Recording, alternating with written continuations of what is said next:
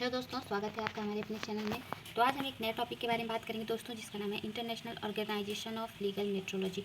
तो ये international organisation of legal metrology क्या होती है और ये न्यूज़ में क्यों है। तो जैसे कि आप यहाँ पर टाइटल देख सकते हैं, India can now issue OIML certificates, what this means, its significance. मतलब इसका क्या अर्थ है कि अब इंडिया भी ये इसका सर्टिफिकेट इशू करेगी।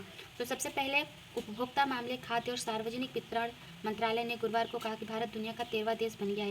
यानी जो उपभोक्ता मामला और जो खाद्य एवं सार्वजनिक वितरण मंत्रालय है, उसने बताया कि भारत 13वां देश बन गया है दुनिया का जो international organisation of legal metrology का सर्टिफिकेट जारी करेगा, जो अंतर्राष्ट्रीय स्तर पर स्वीकृत OIML प्रमाण पत्र जारी कर सकते हैं। यानी अब भारत भी ये प्रमाण पत्र, ये सर्टिफिकेट जारी कर सकता है। घरेलू निर्माता अब अपने वजन और माप उपकरणों का परीक्षण भारत में करवा सकते हैं और अंतर्राष्ट्रीय बाजार में बेच सकते हैं। यह अंतर्राष्ट्रीय निर्माताओं के लिए भारत में अपने उपकरणों का परीक्षण करने की सुविधा भी बनाएगा, जिससे राजस्व और रोजगार का सृजन होगा। तो जैसे कि अब ये जो international organisation of legal metrology certificate है, भारत भी इसको इशू कर सकता है। तो जो घरेलू निर्माता हैं, जो अपने वजन और माप उपकरणों का परीक्षण करवाते हैं, तो वो भारत में भी करवा सकते हैं। इस तरह के जो भी टेस्ट हैं वो करवा सकते हैं और अंतर्राष्ट्रीय बाजार में इसे बेच सकते हैं। यह अंतर्राष्ट्रीय निर्माताओं के लिए भारत में अपने उपकरणों का परीक्षण करने की सुविधा भी बनाएगा और जिससे राजस्व और रोजगार का सृजन होगा। हम ये इस चीज़ को और थोड़ा सा आगे डिटेल में समझेंगे। तो सबसे पहले हम ये समझ लेते हैं कि OIML है क्या,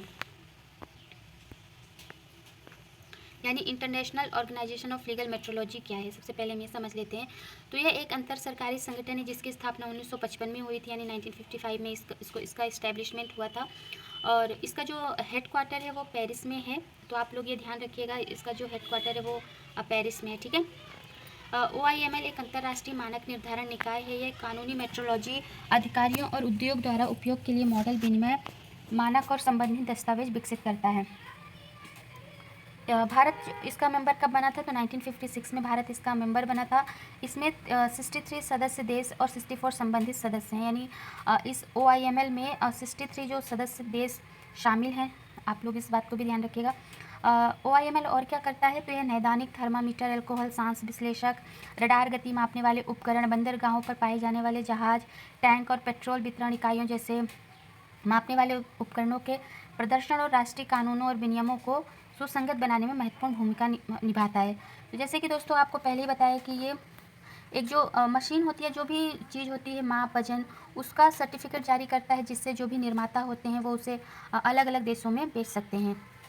अब भारत के लिए किस तरह से बहुत ही इंपॉर्टेंट हो गया है कि भारत 13वां देश बन गया है OIML सर्टिफिकेट जारी करने का, क्योंकि इसके पहले सिर्फ 12 कंट्री, जो 12 देश थे, वही इसके सर्टिफिकेट जारी कर सकते थे। और अभी नया देश बना है भारत। भारत 13वें नंबर का बन गया है।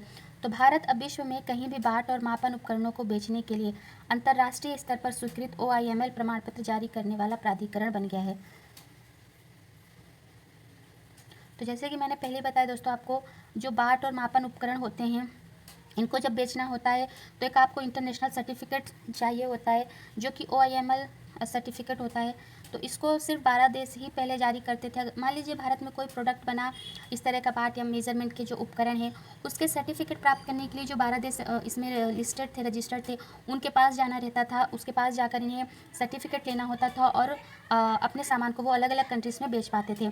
तो इससे क्या होता था कि पैसे भी लगते थे, इसके चार्जेस, कुछ फ़ीस होती थी, तो वो भी दिया जाता था। तो लेकिन अब क्या हो गया है कि जो भी भारत में चीज़ें बनेंगी, हमारे देश में जो चीज़ें बनेंगी, उसका जो सर्टिफिकेट है अब वो भारत खुद ही जारी कर सकता है। तो अगर जो इस तरह की चीज़ें बनती हैं और भारत, तो इससे क्या होगा कि जो पैसे बाहर जाते थे वो भी नहीं जाएंगे और हमारे देश में ही ये सर्टिफिकेट जारी हो जाएगा।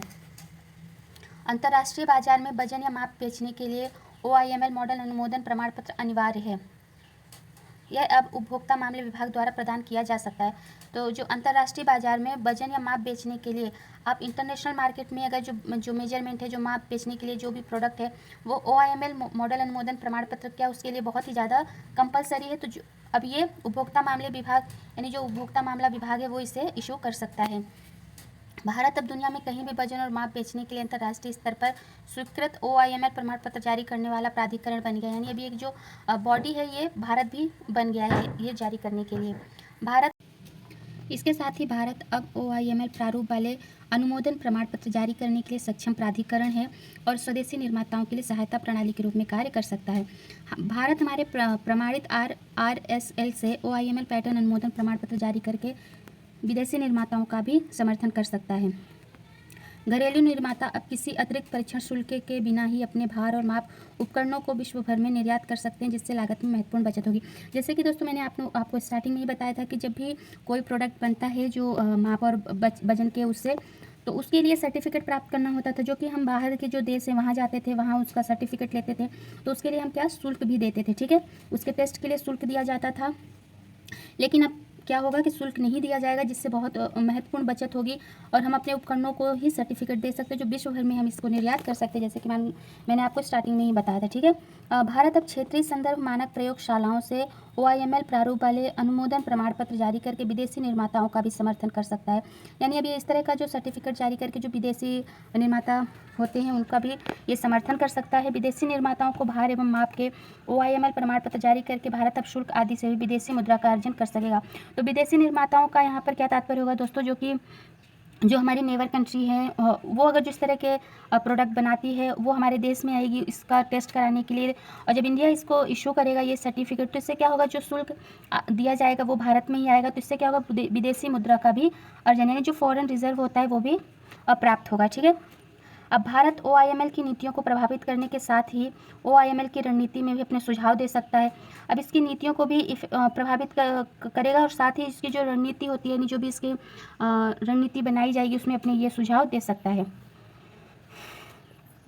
इस प्रकार OIML के अन्य सदस्य देश इन प्रमाण पत्रों पर विश्वास करके महंगी परीक्षण सुविधा की आवश्यकता के बिना ही राष्ट्रीय प्रकार के अनुमोदन प्रमाण पत्र जारी कर। तो जो OIML सर्टिफिकेट, जो OIML के जो अन्य सदस्य देश होंगे, अब भारत भी ये सर्टिफिकेट इशू कर सकता है दोस्तों। तो ये जो सर्टिफिकेट है इसको वो मान्य किया जाएगा। OIML के जो अन्य सदस्य वो इसको मान्यता प्राप्त करेंगे, क्योंकि जो महंगे टेस्ट होते थे इस सर्टिफिकेट को जारी करने के लिए उसकी आवश्यकता ही नहीं रहेगी और इस प्रमाण पत्र को ही मान्यता प्राप्त हो जाएगी, ठीक है। अब भारत, अब ऑस्ट्रेलिया, जैसे कि मैंने बताया था इसमें दोस्तों 12 देश पहले से थे, जिसमें ऑस्ट्रेलिया, स्विट्जरलैंड, चीन, चेक गणराज्य, जर्मनी है, Denmark, France, Britain, Japan, Netherlands, Sweden और स्लोवाकिया।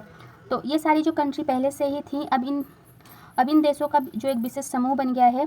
अब विश्व में 13वां ऐसा देश है, भारत भी अब एक ऐसा देश बन गया है जो OIML अनुमोदन जो प्रमाण पत्र है वो जारी कर सकता है।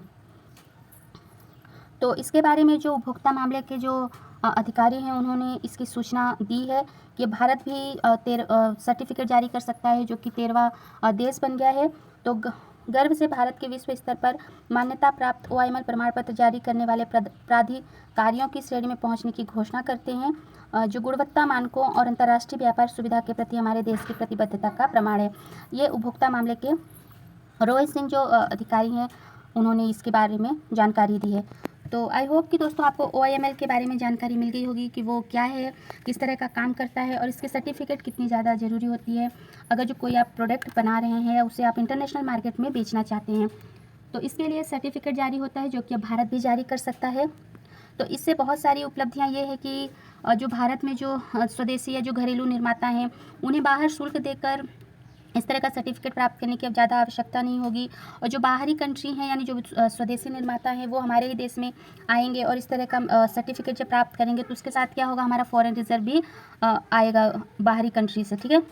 तो वीडियो आपको कैसा लगा आप कमेंट करके बताइएगा, और पसंद आया हो तो आप इसे लाइक भी कीजिएगा। चैनल को सब्सक्राइब जरूर कर लीजिएगा ताकि आपको इसी तरह नए और भी टॉपिक से रिलेटेड जानकारियाँ मिलती रहें।